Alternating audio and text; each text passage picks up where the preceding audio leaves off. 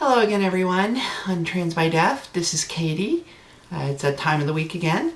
This week's topic is transgender role models, people that have been inspirational to us, or that we perceive as inspirational. For me, almost all the people that have inspired me have either been on YouTube, or there's a few local girls. Some I've never really told that they have inspired me, or just watching them transition before me, that I was very jealous of them in a lot of ways. So, but yeah, going into it, as far as like different girls on YouTube, one of the ones that I followed, it took me a while to look her up because I remember reading, because I used to follow her a lot and I used to watch every single one of her videos for quite a while, over a year. She now goes by the name Deborah McKenzie.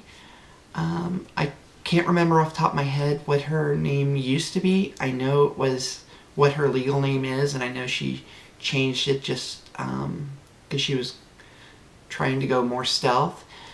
So, but yeah, her videos were a huge inspiration to me. Just over the years, just, I guess it helped me see that sorry, one second.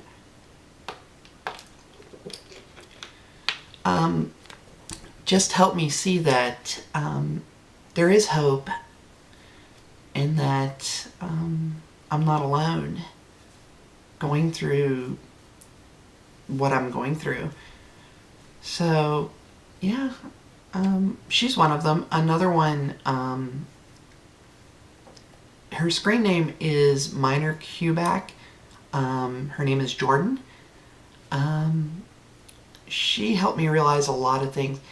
And she was kind of inspiration for one of my videos a while back of...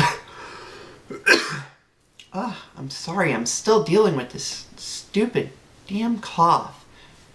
I'm down to feeling better and everything else, but freaking cough keeps getting me. Want it gone. But yeah, she was a big inspiration to me. As far as, for a long time, this is about as good as my voice gets, as about as feminine. She kind of made me realize that it's all about how your voice is perceived and how you're perceived, and that makes you passable more than anything. And also with her is, there was one of her videos that she went into about not giving up everything that was attached to your past, as far as like things like that you did as a guy, you could still do as a girl. Like I had talked about in one of my videos, it took a long time for that to click in my head, because when I first started transitioning, I just gave up on everything that was anything related to my past or perceived as a guy in any way, shape, or form. And it messed with my head quite a bit, because I didn't know where to go as far as moving forward with that. And it was after I watched one of her videos talking about that subject that it just clicked in my head, to where it's like, you know what? If people don't like it, that I enjoy working on cars, I enjoy things about cars, I enjoy electronics, things like that, then screw them. So, yeah. Yeah, she was a big inspiration with that, and my voice, like I said. Another one was, that I watched quite a bit,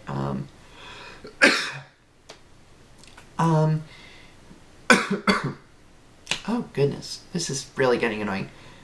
I gotta pause for a second again. I swear one day soon, I am not going to be coughing in one of my videos. So, her name is, her screen name is Jesslyn87. She goes by Jess. A lot younger than me, of course, but she was very inspirational in her videos as far as showing that she was a bodybuilder and everything. And she went from being that to the beautiful woman that she is now. And it made me see that it is possible and it can be done. And and also the same thing of, you don't have to give up everything that you enjoy, like different types of music. I mean, she plays guitar in a metal band. I mean, good Lord. I don't know how long over the years I've listened to, I used to be really, really big into metal and hardcore punk and different things like that. And I thought about just giving that up and trying to listen to things on the more feminine spectrum, more pop music and everything. I can't do it. That was another thing. It's just, I thought back to watching her videos and it's like, I really couldn't do that. Because if she could do it, I could do it.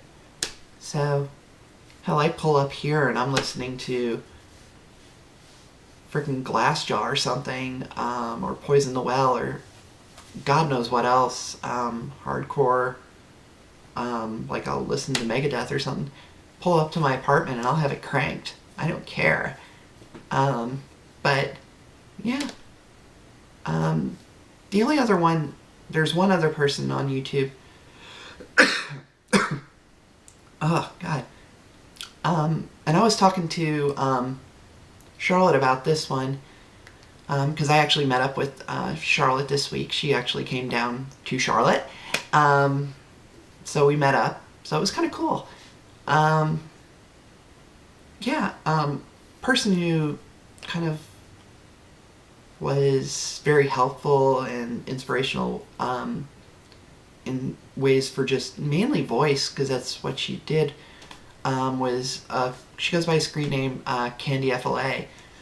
As far as giving ideas and getting a lot of ideas, don't get me wrong, there's a lot of voice things out there, but she went a lot more in depth, and gave a lot of great tutorials. So, because everything with my voice is stuff I've done on my own. I never went to speech classes or anything like that. So, yeah. But as far as like people locally, for a long time I never met with anybody locally until I started my transition. I talked to a lot of people online that were local, but I was always too scared to go to a meeting or meet them in person. One of them, and I'm getting to know her a little bit better now, is a girl named Lauren. She has been transitioning for quite a while now, and I've watched her just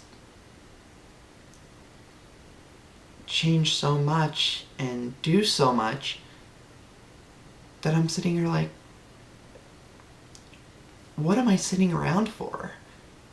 And she's close to my age, so I watched her and I don't think she realized I've never told her that she was a really big inspiration to me, even though I never got to meet her until my first support group meeting. And I've only been to a few support group meetings locally. I haven't been in quite a while, but yeah, that's a whole nother topic. But I still talk to Lauren, and I once in a while hang out with her. But yeah, I never really got to sit down with her and tell her almost thank you for taking time to talk to me, and um, just, I don't know, seeing her transition was a big inspiration to me. Even though I know I had to have made her mad over the years because I had chickened out so many times from meeting up with her.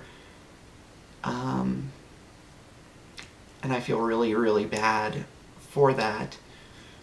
Um, but, yeah. Another one was another person that's local, is, her name's Jennifer. She's kind of, she kind of took me under her wing. Tried to be the motherly type to me. Whenever I started, I talked to her online for quite a bit. Once I started seeking out more local help, when I wanted to really start going to the support groups. But yeah, she helped me out quite a bit with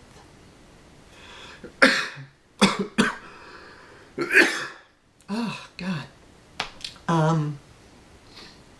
I guess overcoming a lot of mental obstacles, just with different things in my transition. And she was also a big influence. She dragged me to my first support group meeting. I met her at her house and I got ready. I'd never been out in public. And this was back in, and this is crazy, considering my timeline. I'd never been really out in public. I went one time, and that was because my ex and one of her coworkers dragged me out back in December of last year. That was my first time out. But it was like late at night, parked a car in the garage, nobody really saw me. First time really out in a big public setting was my first support group meeting, because I went to my first support group meeting. I went to Jennifer's house, got ready there. She helped me do my makeup, which was really the first time I really done makeup myself. And that was in May, so I've come a long way fairly quickly. But yeah, I was at the support group meeting, and all the girls there were all full-time. And I sat there talking to them. We were going around talking, and Jennifer just looks at me and she looks at the other girls and she's like, well, I'm hungry. How about everybody else? And they're like, yeah. And I'm like, I don't think I'm passable. I'm not going out in public. All the rest of the girls there literally dragged my ass out, threw me in the car, and we went to the most non-transgender friendly place in Charlotte. Kind of like a biker bar, burger restaurant type thing.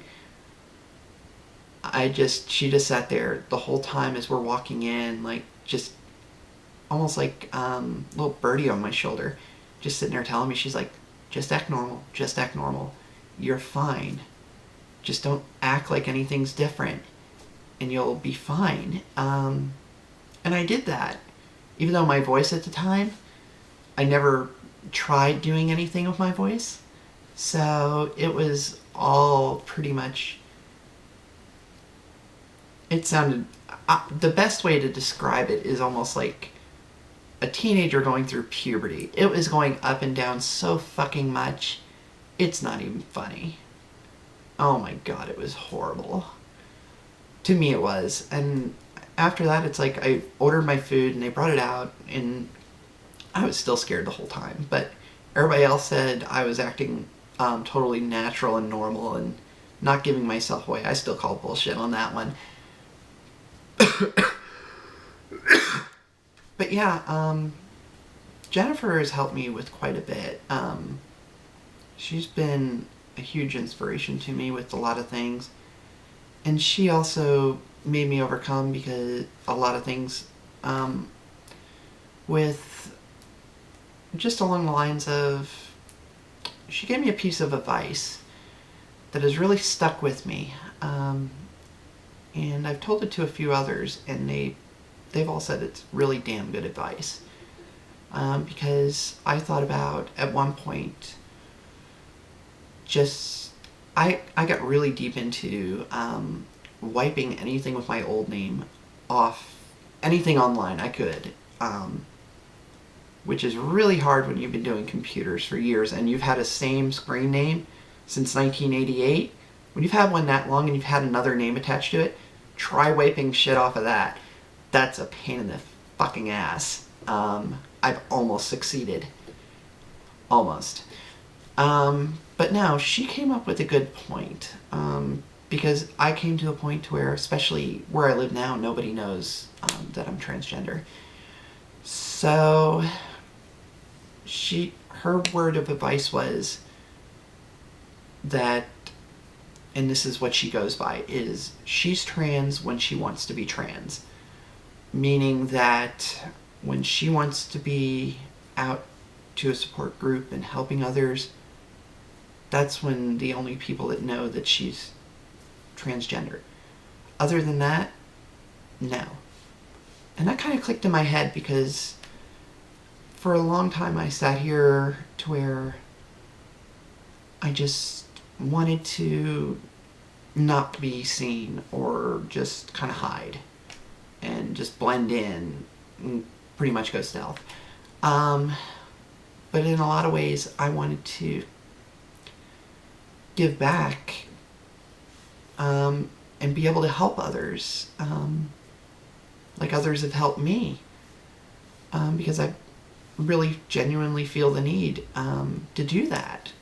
And I've really come to enjoy helping others so much, to where it's kind of odd being where I'm at in my transition, to where I'm now 8 months HRT and 4 months full-time. I haven't been transitioning very long, and I'm already sitting there with other girls helping them, and they look at me to where they think I'm an inspiration or a role model, and I'm like, no. And I was actually talking to my ex earlier, because we had to go to a lawyer's today about our separation, all that fun stuff, but I was telling her about it, and she's like, but you are helping others, and you are being inspirational to others for being there for them. So it's like, well, I guess so. I guess it just doesn't click in my head yet. Maybe it will, maybe it won't. I don't know. I really want to help others, but that's pretty much it. As far as the people that I found inspirational or were like a role model to me and how they helped me. So, till next week. Bye.